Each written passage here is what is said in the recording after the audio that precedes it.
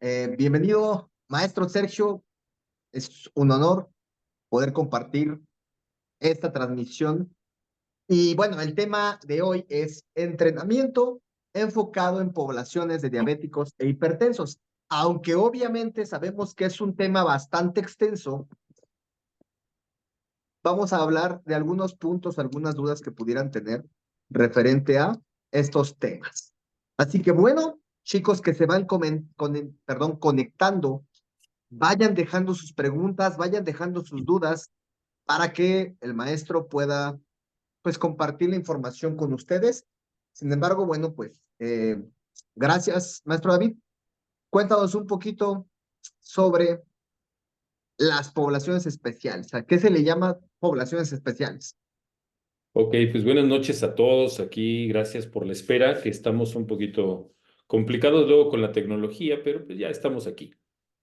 Entonces, sí, vamos a hablar, es un taller en el cual vamos a estar hablando sobre poblaciones especiales, que son precisamente aquellas personas que tienen algún problema de salud, que puede limitar, puede manejarse de una manera que puede incluso poner en peligro su vida si se hace demasiado ejercicio o no se hace de una forma adecuada. No son, la gente que llega al gimnasio con problemas de hipertensión, problemas de obesidad, no son personas fisicoculturistas chiquitos, ¿eh? No es para tratarlos igual que cualquier persona que quiere precisamente una transformación corporal y que quiere mejorar por estética su físico mediante el entrenamiento, sobre todo con pesas.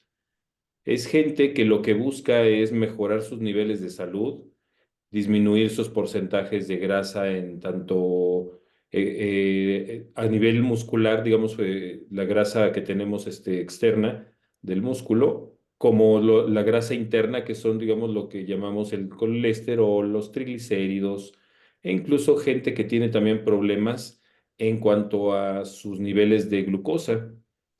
¿Y cómo pueden desarrollar las personas normales, una persona sana, cómo puede desarrollar un problema de hipertensión?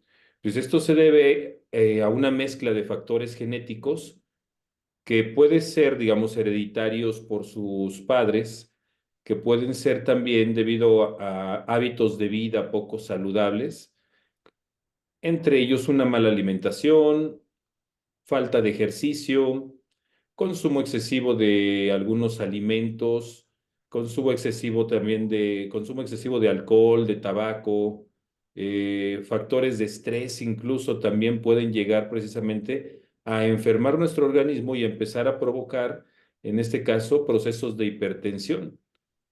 No sé si conozcas, por ejemplo, gente que ya ha padecido lo que llamamos hoy en día el síndrome de burnout, el síndrome del quemado, en el cual por el estrés laboral y por el nivel de vida tan estresante que llevamos en la Ciudad de México, la gente se enferma no solamente en cuanto a cansancio, no solamente en cuanto a dolores de cabeza que de repente nos creen que es por la presión del trabajo, el estrés del trabajo, sino que ya empieza a desarrollar precisamente problemas de hipertensión, porque la mala alimentación que llevan también a lo largo de sus días va acumulando colesterol, va acumulando triglicéridos en sus arterias y estas van limitando el flujo sanguíneo que pasa hacia nuestro cerebro, lo cual va precisamente provocando este tipo de efectos. No sé si en alguna ocasión hayas escuchado precisamente de lo que es el síndrome del burnout. Sí, sí, varias personas lo han llegado a presentar. Y en global, todas estas padecimientos, pues van a tener limitantes al momento de entrenar, ¿verdad? ¿Qué población consideras de estas que mencionaste que es como hay que tener más cuidados a la hora de un entrenamiento, pues en un gimnasio o incluso entrenando en casa? Pues yo creo que el problema es de que hay poblaciones como la población con obesidad que puede acumular no solo, digamos, un problema, sino que pueden acumular varios problemas como diabetes, hipertensión, problemas cardíacos. Entonces, la gente con obesidad es tal vez la que está más propensa precisamente y con las que más cuidado se tendría que poner, que de repente los ponemos a hacer ejercicios con demasiada intensidad, una intensidad demasiado alta que terminan agotándose, desmayándose o incluso provocándoles que se sientan mal y que no quieran regresar. Y en otros casos, por ya el problema de obesidad que traen, el sobrepeso, la sobrecarga que traen sobre su sistema esquelético, también les puede llegar a provocar lesiones en función de hacer movimientos que sean demasiado explosivos sobre sus articulaciones y esto pues, les va a limitar también el que puedan realizar o continuar realizando actividad física. Entonces, yo creo que precisamente las personas con obesidad son las que acumulan mayor cantidad de problemas en un nivel pues completamente diverso, porque sabemos que cada persona tiene una individualidad en la cual se debería de trabajar. Y para eso tenemos que conocer precisamente la fisiología de la persona, cuál es el historial de salud de la persona, el historial incluso de su familia, para poder trabajar con ellos. Y para que, bueno, los demás que nos están viendo pues entiendan a qué se refiere o bajo qué parámetro, cómo saber que estoy en obesidad y que no estoy como tal en obesidad, sino es sobrepeso, cómo saberlo más. Bueno, tenemos ahí un recurso que ya no tomamos tanto en cuenta, que es el IMC, que digamos tiene mucha antigüedad y hoy en día muchos atletas de alto rendimiento, aunque no tengan un porcentaje de grasa alto, aparecen como si fueran obesos. Entonces, podemos tomarlo aún así como el IMC, pero tenemos también lo que es el porcentaje de grasa que se toma por antropometría o incluso por máquinas básculas de bioimpedancia, que nos pueden ayudar y ser un parámetro. Estos parámetros varían entre hombres y mujeres. Un porcentaje de grasa saludable estaría entre los hombres hasta un 25% y en las mujeres llega hasta un 30%. Ya cuando nos pasamos de estos niveles, ya estamos en una obesidad de tipo uno, no, ya no nada más en sobrepeso, digamos, porque incluso puede haber una persona que no tenga un sobrepeso estructural, digamos, en kilos, pero sí tiene un porcentaje de grasa más elevado de lo que debería, que no es saludable precisamente para su cuerpo. Entonces, sí es importante también aprender a sacar precisamente este porcentaje de grasa mediante antropometrías que pueden ser ya sea por medio de la certificación ISAC, por medio de cualquier protocolo que aprendas a realizar correctamente, como son Dorning-Walmsley, como es Jackson Pollock, como es Carter. La idea es que tengas un parámetro en el cual puedas medir precisamente a esa persona y saber que tiene un porcentaje de grasa por arriba del 25 o del 30%. Ok, lo primero que hay que hacer entonces es evitar la acumulación excesiva de grasa. Y digamos que, ok, una persona ya no llegó a nuestras manos como entrenadores eh, antes de poder frenar esto. Entonces ya tengo a la persona con obesidad, con ese porcentaje de grasa elevado, que obviamente le va a limitar la movilidad, la agilidad y entre otras cosas que pueden suceder. ¿Cómo sería lo más adecuado? ¿Qué podría ser diferente con respecto a un entrenamiento de una persona que no tiene obesidad? Uno, tenemos que realizarles estudios o mandarles a hacer lo que es una química sanguínea para ver cómo están presentes sus niveles de colesterol, de triglicéridos, cómo está manejando, en qué nivel maneja su glucosa, para saber qué problemas puede tener. Antes, o sea, ya una vez, digamos, que vemos a la persona, pues ya lo vemos a lo mejor un poquito pasado de peso, ¿sí? Pero a lo mejor ese problema puede estar, digamos, muy grave en función precisamente de sus niveles de triglicéridos, de colesterol, en cómo está manejando su glucosa e incluso cómo está manejando, digamos, su hígado, qué nivel graso tiene su hígado, cómo están trabajando sus enzimas hepáticas para saber si esta persona no está teniendo precisamente un proceso que es conjunto, como lo que conocemos el síndrome metabólico, en el cual hay una acumulación de grasa a nivel hepático que va a forzar a trabajar en una situación de demasiado estrés al hígado, y lo cual va a provocar, puede ser desde un descenso, digamos, en su nivel de la glándula tiroides, en la producción de tiroxina, como puede ser también en la función de lo que es el páncreas en cuanto a la liberación de insulina, acumulación de ácidos grasos, de triglicéridos y colesterol en sus arterias, para ver precisamente qué es todo lo que tenemos que trabajar y cuáles son los cuidados que tendríamos que trabajar con esta persona. Lo mismo. Hemos visto últimamente, lamentablemente, gente que fallece en un gimnasio en situaciones de ejercicio demasiado activo, o incluso no están haciendo un ejercicio demasiado intenso y de repente se desploman. Hay que saber precisamente cómo está también el corazón de las personas.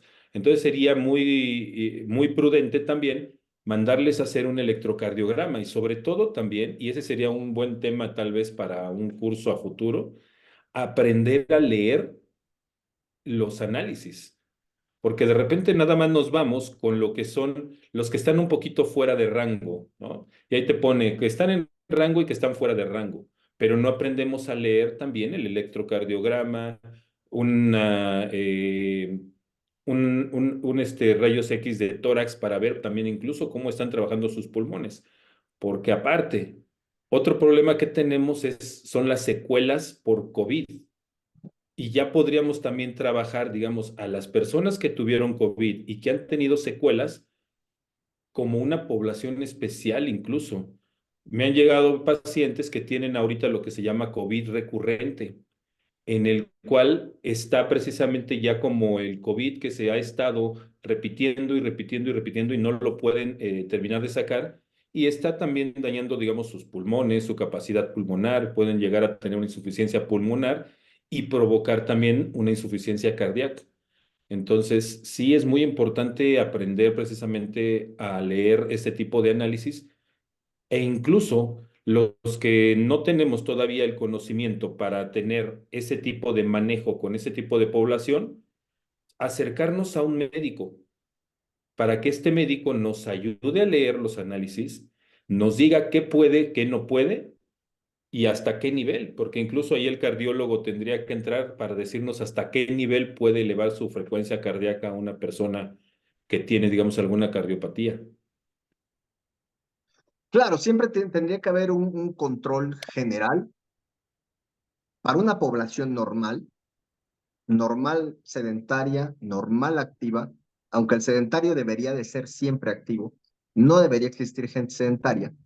Debe de haber un control, ¿sí? Un seguimiento de los bioquímicos, de un electrocardiograma, como bien lo comenta el profe, y sería importante que siempre estén monitoreados y además diagnosticados.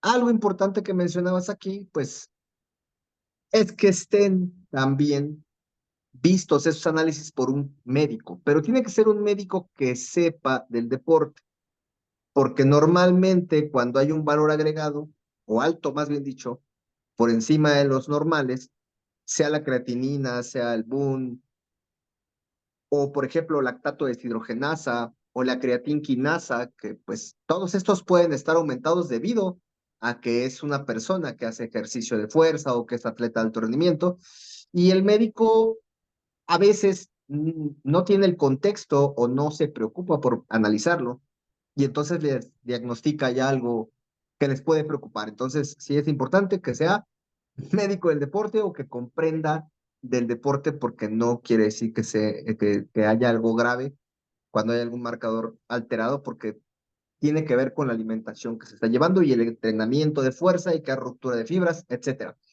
Y entonces, al analizar todo esto, profe, ¿qué hay con un obeso? ¿Cómo podría yo partir para poder implementar un entrenamiento en él?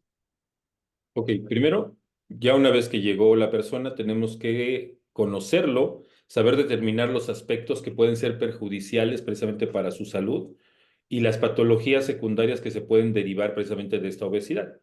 Conocer sus niveles de glucosa, conocer su presión sanguínea, conocer también sus niveles de colesterol, triglicéridos, conocer su capacidad cardíaca en función precisamente de saber hasta qué nivel de esfuerzo puedo llevarlo.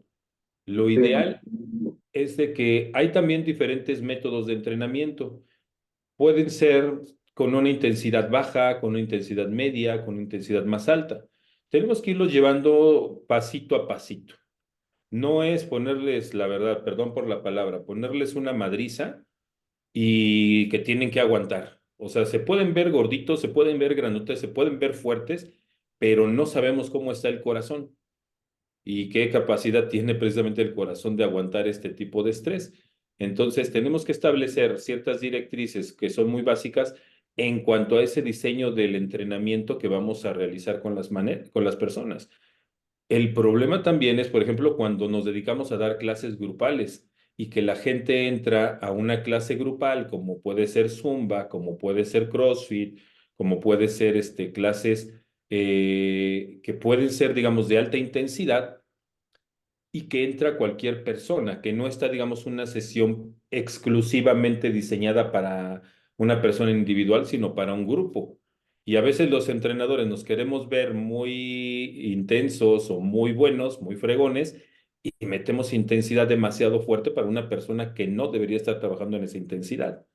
Entonces, sí, una vez que lo conocemos, empezamos a diseñar un programa básico según cómo vamos viendo su avance en cuanto a fuerza, porque hay gorditos, hay personas con obesidad que tienen mucha fuerza, pero también tenemos los que no tienen tanta fuerza, ¿sí? Entonces tenemos que realizar una clase que podamos en determinado momento dirigir hacia una persona con mucha fuerza, como ir fortaleciendo precisamente lo que necesita. Si la persona no tiene la fuerza suficiente para poder realizar el ejercicio, pues tenemos que poner algún tipo de, pues, ejercicios alternos o variaciones que podrían realizarse, digamos, más fáciles, como decimos en el entrenamiento funcional, una progresión o una regresión.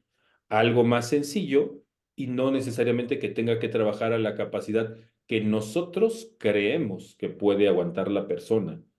Aprender también a leer incluso sus facciones físicas, sus facciones corporales, su físico, su cara, como el rictus de dolor o su respiración agitada también, y no llevarlos hasta un nivel precisamente demasiado exhaustivo. Y creo que algo importante también, como bien comentas, al observar los gestos de la persona, su respiración, te das cuenta si está respondiendo bien a esa carga de trabajo o si está excesiva. Sin embargo, pues tenemos la vieja escuela de que dale duro, no descanses, párate, casi casi lo pateas, ¿no? Porque así era antes y se creía, tanto para el sedentario como para una persona que tuviera sobrepeso, que forzándolo era mejor. Pero el problema secundario es que se puede infartar, como son los casos que han sucedido, ¿verdad? Últimamente. Y porque fíjate, yo me atrevo a decir que hoy en día tengo peor condición aeróbica y física que cuando tenía obesidad. El ser obeso no significa estar enfermo. Tenía mayor movilidad, tenía mayor agilidad, mayor capacidad aeróbica, tenía fuerza explosiva, tenía cambios de dirección rápidos, tenía, pero bueno, también tenía 19 años contra 37 de ahora. Sin embargo, la edad no tiene que ver, sino el trabajo físico que se esté realizando. Entonces, pues obviamente, te llega una persona mayor, que ya es un factor de riesgo ser una persona mayor de 45 años en adelante, y en las mujeres de 35. Entonces, todavía si fuman y si tienen obesidad, pues obviamente son varios factores de riesgo, que aparte, como bien comentaste al principio, hay que analizar sus bioquímicos para ver si no tienen triglicéridos, colesterol, alguna dislipidemia, y que a su vez, puede dar el paso siguiente a ser diabético, que ahí, cuéntanos un poquito la diabetes, cómo es que hay cambios metabólicos y también a nivel físico y también nervioso. Sí, como sabemos, la diabetes es un problema en la cual hay de diferentes tipos. ¿sí? Puede ser por una función precisamente en cuanto a su nivel de secreción de insulina, que no está segregando la suficiente insulina o con la calidad suficiente para motivar a las células musculares a recibir precisamente el glucógeno. No permite que abra el glucógeno, que no permite que abran las células para que se incorpore el glucógeno al interior del músculo.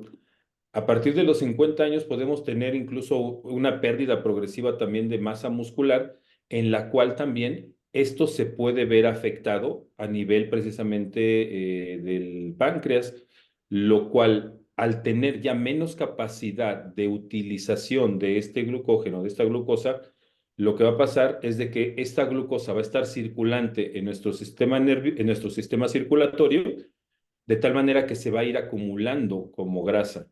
¿Sí? Entonces, tenemos no solamente el problema de la diabetes, sino también incluso, digamos, en ciertas personas, sobre todo en el caso de las mujeres, lo que es el síndrome de ovario poliquístico, que se junta también con una incapacidad precisamente de la insulina de poder meter el glucógeno y también afecta lo que es a la tiroides, a la liberación de tiroxina, por lo cual su metabolismo también se va haciendo más lento.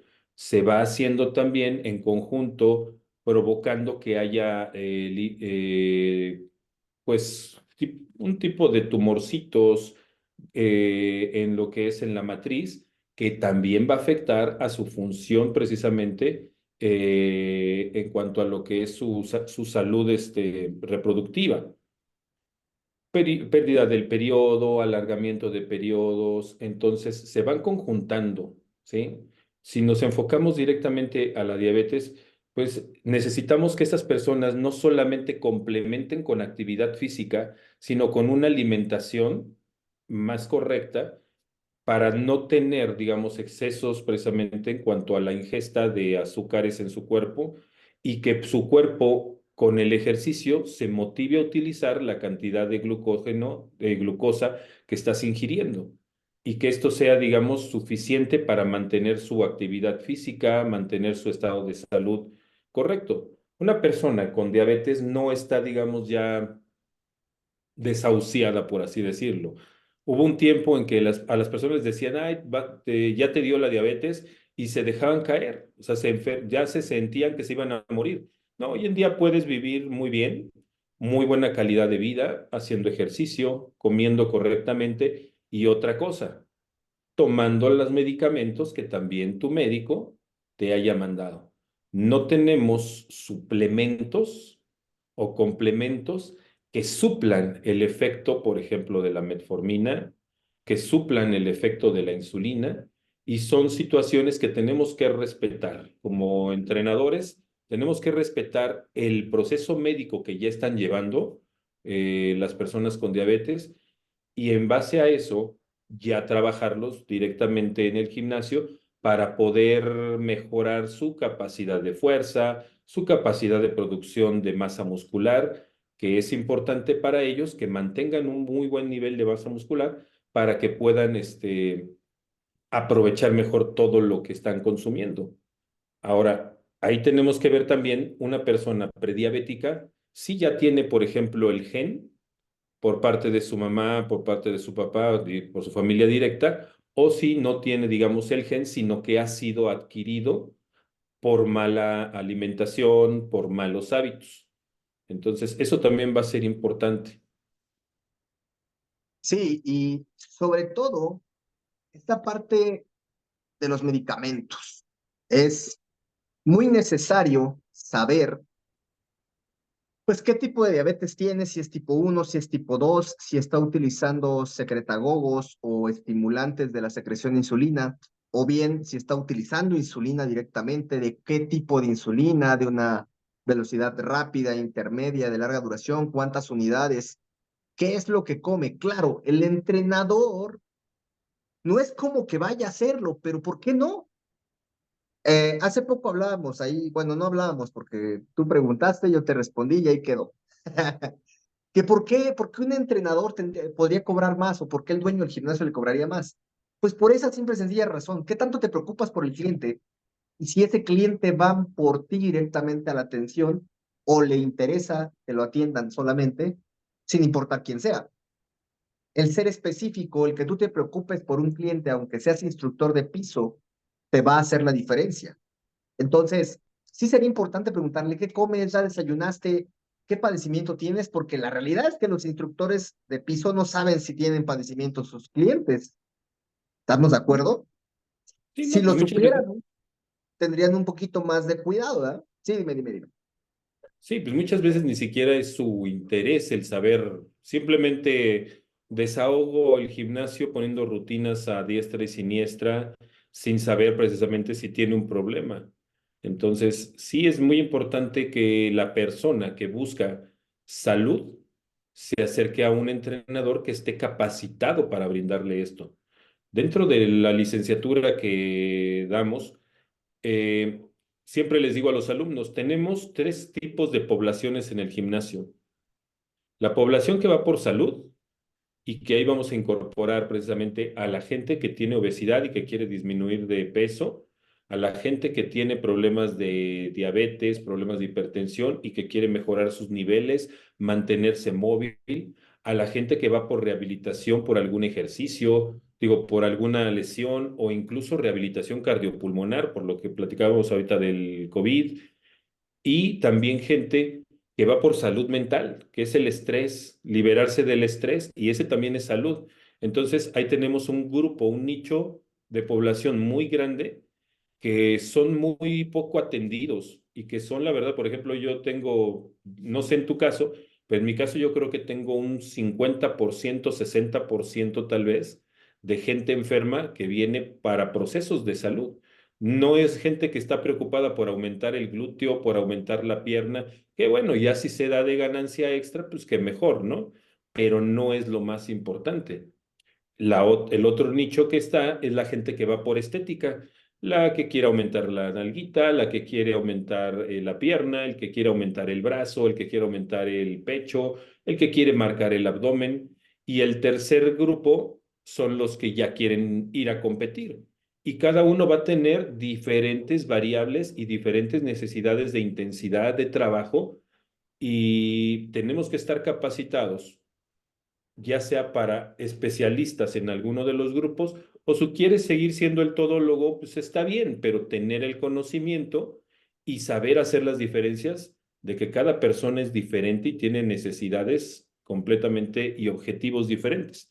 Ahí es luego mi pelea con la gente que está, por ejemplo, en páginas de Facebook como de Smart Fit o de salud o de ejercicio, en la cual se quejan dicen, es que esta persona lleva 2 años en el gimnasio y no veo que progrese en sus cambios físicos.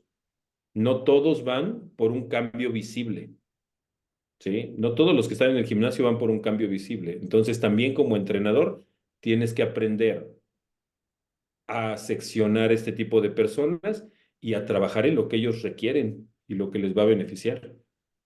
Y sobre todo es un tema delicado porque pues cuando están entrenando les puede dar una hipoglucemia o puede haber un aumento excesivo en cualquier momento del día de glucosa.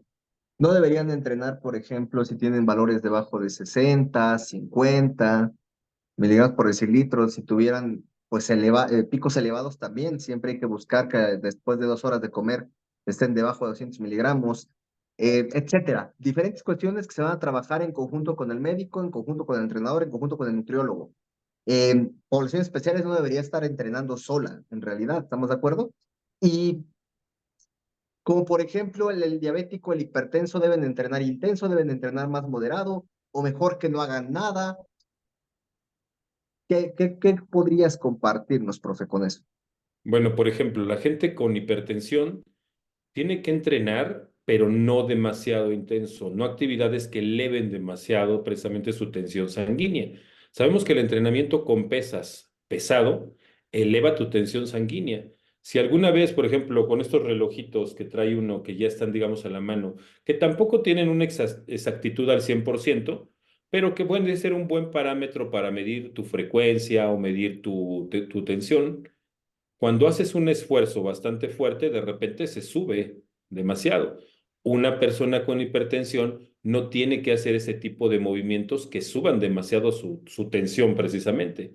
Entonces puede hacer ejercicios de pesas, pero más controlados, con una intensidad media, digamos un 65, 70, 75%, hasta máximo un 80% de su capacidad, que no aumente demasiado la frecuencia cardíaca también por lo mismo, ¿sí? Pero que sí ejercite precisamente a nivel muscular. Antes teníamos la idea de que la hipertrofia, por ejemplo, solo se daba en procesos de 8 a 12 repeticiones.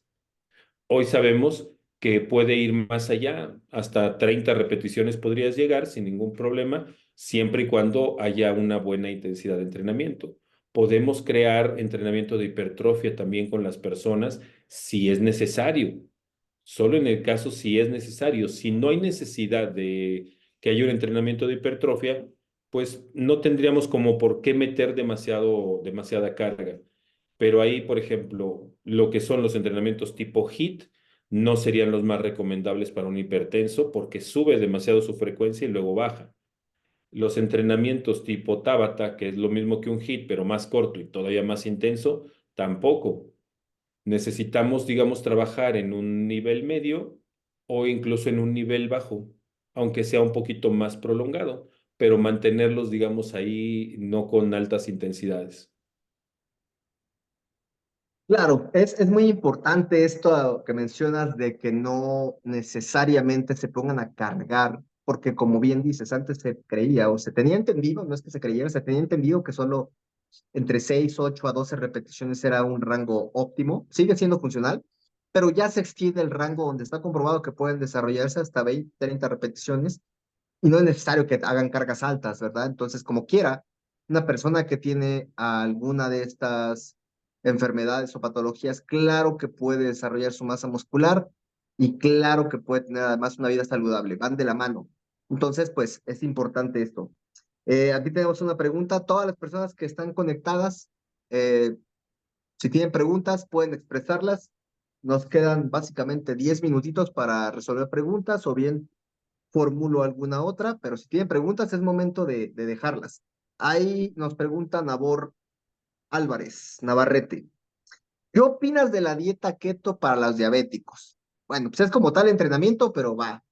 Si el maestro aquí quiere compartir su opinión con respecto a la dieta keto para diabéticos, bienvenida.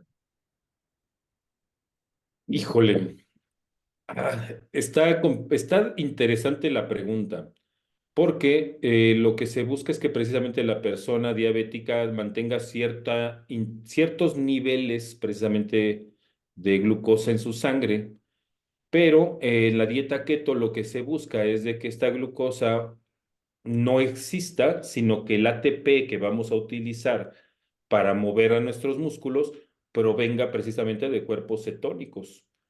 Entonces, habría que monitorear. No quiere decir que no está, digamos, no sea viable para todas las personas. Es viable para algunas personas, es viable para otras no. Habría que monitorear precisamente sus niveles de glucosa con la dieta keto. ¿Cómo se va sintiendo? O sea, yo no me cierro a que prueben otras cosas, a que vean, no soy absolutista de no, no, no, no sirve. Puede servir para ciertas personas, pero hay que monitorear precisamente sus niveles de glucosa. Ahora, el problema es que con los diabéticos se requiere que sí estén teniendo cierto nivel precisamente de energía en su cuerpo, porque si baja demasiado la glucosa les va a dar una hipoglucemia y se van a sentir peor.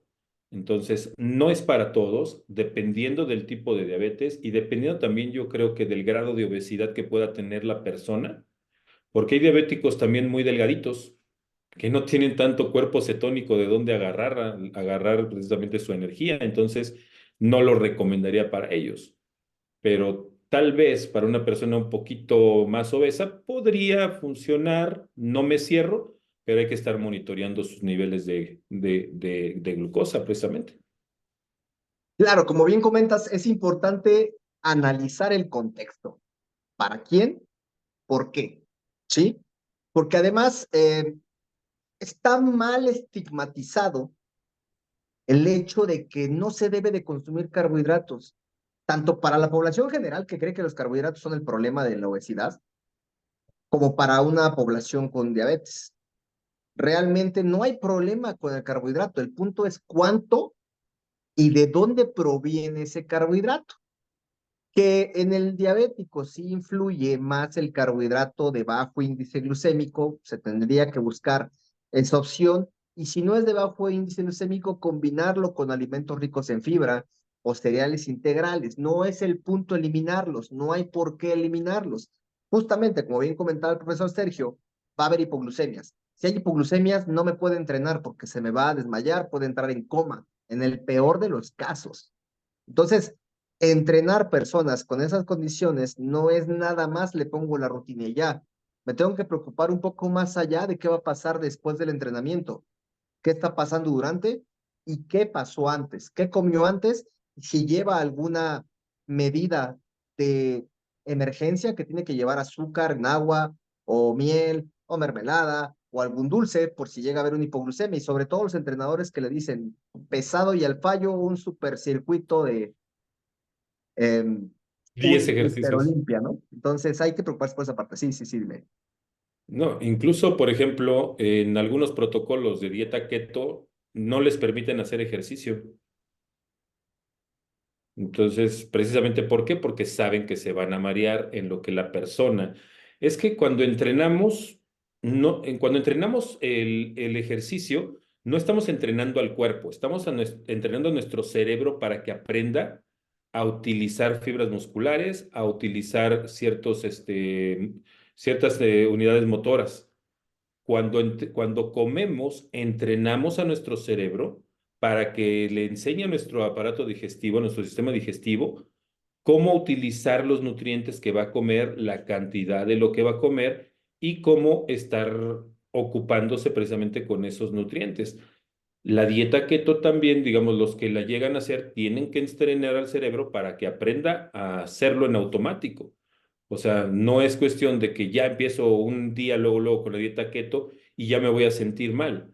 El proceso viene después. El proceso, digamos, ahora sabemos que en algunos casos la dieta keto eleva demasiado también los niveles de colesterol y de triglicéridos. Entonces, ¿va a ser en realidad la solución la dieta keto para las personas? Esa ya sería, digamos, otra cuestión. Habría que analizar, habría que hacer un estudio para quién funciona, para quién no funciona, porque para un diabético, como bien lo dices, por los niveles que tiene que manejar, no lo recomendaría tan fácil, no creo. Claro, sí, siempre tiene que evaluarse, chicos. Siempre hay que evaluar, hay que poner en práctica algo y monitoreo. Por ejemplo, un paciente nuevo que tiene tipo 2 diabetes, él entrena moderado, dice que pesado, sí, sí se le llega a bajar la glucosa, pero él ya lleva su porción de carbohidratos. Además, implementamos insulina rápida. Ya no, bueno, no, ya no la implementamos, aunque era una alternativa, porque de cualquier manera, al modificar la dosis, él seguía teniendo ciertos momentos donde se sentía bajo. Entonces decidimos moderar la insulina rápida, perdón, la insulina de larga duración, la gliargina, y el entrenamiento, él se monitorea, porque además al tener tipo 2 ellos ya desde niños, o más bien dicho, él no tiene diabetes tipo 2 desde niño, sino de unos años para acá, pero ya aprendió a monitorearse. Entonces, obviamente, si se le baja, consume carbohidratos. Si se excede, entonces, bueno, hay que modificar en la dieta. Entonces, estamos monitoreando para que no tenga un problema mayor, pero siempre se está monitoreando. Se pone en práctica, se monitorea, se pone en práctica, se monitorea. Primero tengo que tener una directriz y a partir de ahí trabajamos y si no, pues le damos a un cambio. Tenemos ya más preguntitas, Master. ¿Una persona hipertensa se puede suplementar? Sí se puede suplementar, pero no con cafeínas, no con óxido nítrico, ¿sí? No con promotores de óxido nítrico que eleven precisamente el flujo sanguíneo, que digamos van a aumentar la capacidad precisamente del flujo sanguíneo hacia el cerebro. Entonces sí habría que ver precisamente qué puede suplementar. Se puede utilizar, por ejemplo, betalanina en determinado momento. No aumenta el flujo sanguíneo, pero aumenta el nivel energético de larga duración. Y también habría que ver para qué y qué tipo de deporte, ¿sí? Claro. O sea, ¿para qué vamos a suplementarlo y qué objetivo tenemos? Por eso precisamente hay gente muerta por tomar Red Bull con su preentreno, con sus termogénicos y que aparte se toman sus tabletas de cafeína porque eleva demasiado la presión y puede, pues te puede hacer un cerebro, un accidente cerebrovascular. Lo mínimo que te pasa es que a lo mejor te tiemble el ojo. Lo máximo que te puede pasar, pues nada más que te mueras. Nada más que es un truco que solo vas a poder hacer una sola vez. Eso sí. Sí, en general, los estimulantes del sistema nervioso que vasoconstriñan, que liberen adrenalina en exceso y por esa razón, pues obviamente aumenta la presión sanguínea y por esa razón no se debe cargar pesadísimo porque pues obviamente tiene esa condición. Otra pregunta más específica ya, pregunta Daniel Vázquez, que si el HMB en diabéticos es funcional. Ah, caray, no tengo ninguna referencia al respecto. Ok, bueno, el HMB, hidroximetilbutirato, Ujú. técnicamente se recomendaba en adultos mayores. Es un metabolito derivado de la leucina, el cual sabemos que la leucina es un BCA, un aminoácido de cadena ramificada, y por esa razón se le atribuye el hecho de evitar el catabolismo muscular. Pero bueno, a ver, siempre les pongo el ejemplo, ¿no? Tenemos una pared completa, bien conformada, la que está aquí atrás, ¿no? Está conformada por tabiques, los tabiques son aminoácidos, tenemos la pared completa, sería una proteína. ¿Y qué pasa si le pongo un triste tabique arriba de esa barda? No me es funcional, ¿no? Entonces el HMB tal vez pudiera ayudar, pero creo que no tiene evidencia científica como tal, pero más bien sí se le atribuyen algunos temas con evitar el catabolismo cuando está una persona en cama o está, digamos, con lesión y deja de entrenar. Sin embargo, lo mejor sería que tenga una dieta hiperproteica y que ellos estén entrenando y es la manera de frenar el catabolismo, Dani. Así que el HMB, o sea, sí podría ser en el remoto de los casos, aunque no tiene evidencia, pero me puede más una proteína completa, ¿vale? Licenciado en nutrición Alejandro López, ¿el uso de algún precursor de óxido nítrico favorece a las personas con hipertensión? No, ya vimos que no, precisamente. Bueno, un precursor de óxido nítrico como tal vasodilatar, como el jugo de betabel.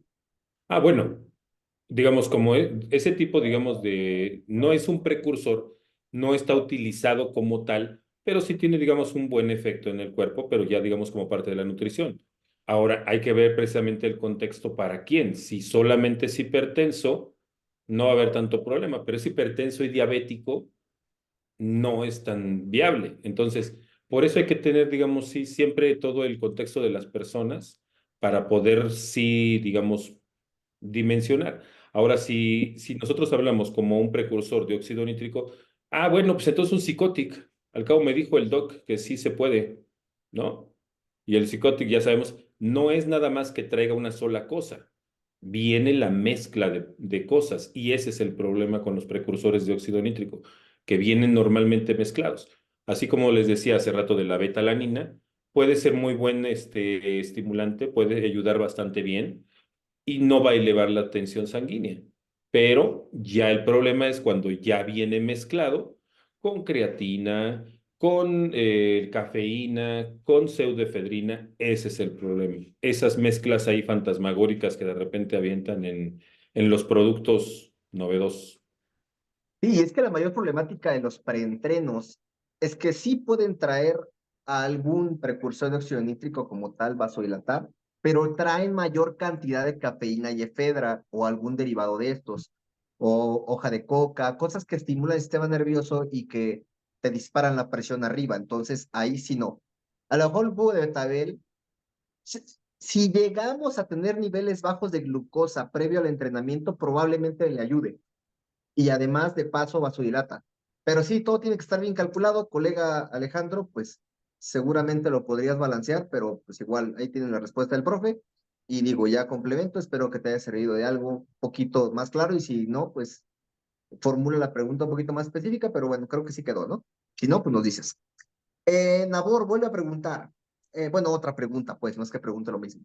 Nabor dice, en teoría, entonces queda más fuerza, ¿la grasa o los carbos?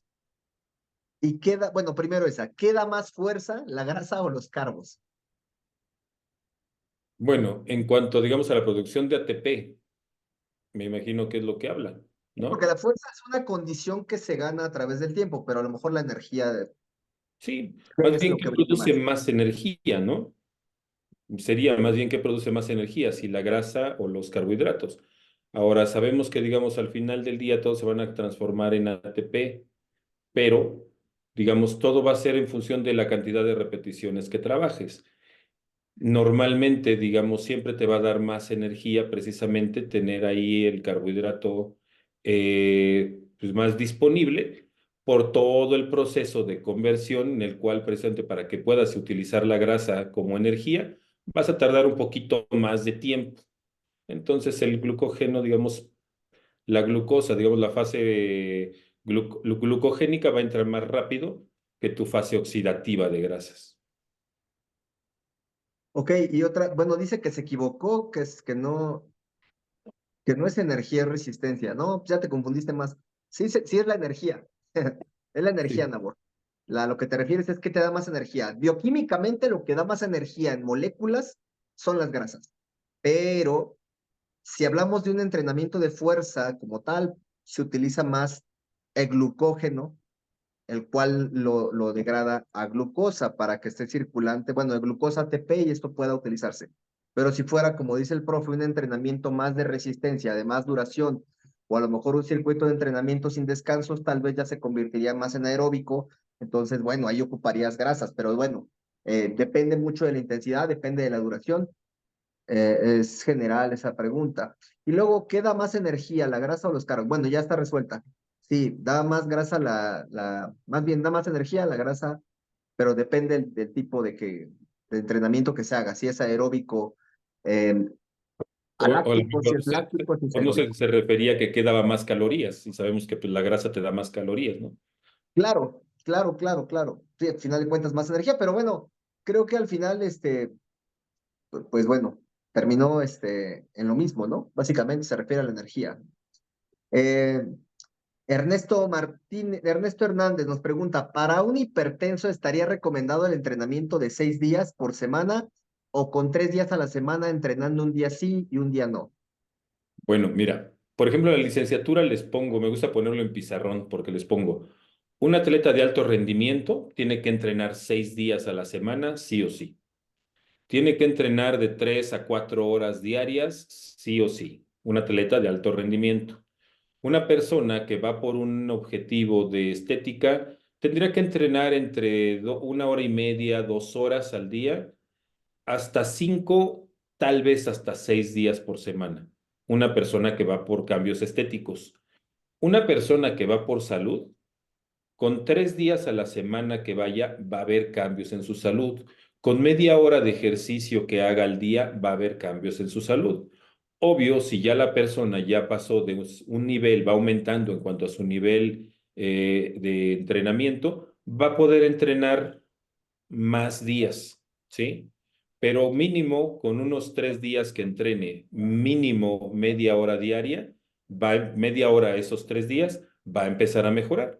Obvio, va subiendo todo el entrenamiento de pesas, sabemos que es progresivo, progresivo en carga, progresivo en repeticiones y resistencia, y también sería progresivo en cuanto a los días que pueda llegar a entrenar. De inicio, no le recomendaría, si es la primera vez que va a entrenar, no le recomendaría que fuera a entrenar los 6 días continuos, sino que por lo menos un día sí, un día no, un día sí, un día no. Y así con el paso de los días, de las semanas, se va a ir adaptando y ya puede incrementar la cantidad del ejercicio, ¿no? Daniel Vázquez, ¿la persona con diabetes e hipertensión tiene la posibilidad de poder competir en algún evento de físico-constructivismo? Natural tal vez, o no sé, nunca, no conozco, no he tenido ningún atleta diabético e hipertenso que esté compitiendo. Supe en algún momento de algún atleta que decía ser diabético y que competía en fisicoculturismo ya a nivel profesional. No sé si me acuerdo bien de su nombre, creo que era Tim Belknap, se llamaba, creo que Tim Belknap, no sé qué haya pasado con él. Creo que en determinado momento también decían que Dennis Newman era diabético, ya falleció, creo que Dennis Newman, pero no creo que sea lo ideal para un fisicoculturista de competencia tener problemas de hipertensión y tener problemas de diabetes. Uno, sabemos el manejo de los esteroides dentro del nivel competitivo en fisicoculturismo. Y el efecto del esteroide es de que te va a subir la presión sanguínea, ¿sí? Y otra cosa, entre más masa muscular tengas, subimos también la presión sanguínea. Y eso es sí o sí. ¿Por qué? Porque nuestro corazón también se está haciendo más grande, se está haciendo más fuerte por el entrenamiento anaeróbico en el que se maneja y bombea sangre con más fuerza hacia el cerebro. Ahora, otro proceso que aparte se da también en el fisicoculturismo y es que comemos en exceso. Y esta temporada de volumen que comemos en exceso, sí o sí vas a guardar ácidos grasos, vas a guardar triglicéridos y colesterol en tus arterias. ¿Sí?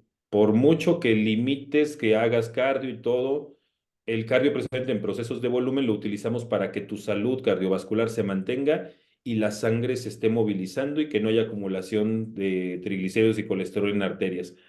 Pero, híjole, no he visto, no creo que sea viable.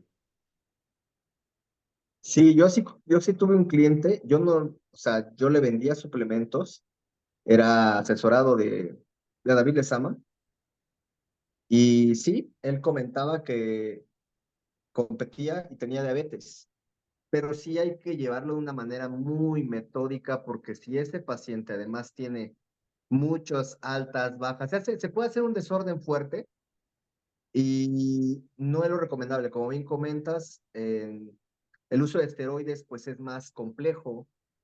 em, Perdón, estaba yo fuera de la cámara. Es más complejo por el hecho de que aumenta la presión arterial, aunque hay unos que no retienen tanta agua y se pudieran manejar. Pero bueno, es un tema más delicado que, pues, si el maestro Sergio no se avienta, quiere decir que no es tan fácil. Yo sé que sí podría, pero hay que hacerlo de manera muy metódica y el entrenado tiene que ser muy disciplinado. Y eso ya no está en manos del profe, ya no está en mis manos, porque si se salen de la dieta, ahí hay un problema. Entonces, pero recomendaciones no, y mucho menos quienes nos están viendo se traten de poner nutrición o manejar farmacología o suplementación en pacientes de población especial, porque eso ya corresponde a los que de alguna manera tenemos la base clínica y que podemos comprender un poquito más la fisiología. Así que bueno, pues de preferencia no. Y sobre todo la competencia, porque hay descargas y cargas de carbohidratos y todo el rollo, entonces no. Bien, pues la realidad es que hay muchísima más información que podríamos seguir hablando. Eh, bueno, la última, la creatina se puede utilizar para ambos casos Sí, sin sin problema, no problema. tiene ninguna complicación. Realmente es uno de los suplementos más seguros a nivel mundial. Tiene mucho estudio, evidencia científica, entonces sin problema. Y bueno, pues les agradecemos el que se hayan conectado. Maestro, gracias por regalarnos una hora de su tiempo. Y bueno, pues quien quiera saber más, este sábado y domingo tenemos un taller de entrenamiento de poblaciones especiales donde se van a ver estos temas, se va a ver la fisiología, se ve cómo se puede entrenar a ese tipo de personas. Y bueno, pues por haber estado con nosotros, si nos escriben directamente al WhatsApp, todos ustedes están en un grupo, escríbanme directo al 55 43 60 83 00, que soy quien generalmente les manda la información. Y ahí les hago un descuento especial a quien se quiera inscribir. Todavía tenemos un par de lugares nada más. Así que no se pierdan esta información del maestro Sergio David, que tiene mucha experiencia dentro de la competencia, en estudios, próximamente doctor. Entonces, bueno, pues aprovechen este conocimiento que les puede brindar y pues nos estamos viendo próximamente. Vamos a empezar a implementar este tipo de videos, tanto para Facebook como para YouTube. Y bueno, pues estamos en contacto. Gracias, profe.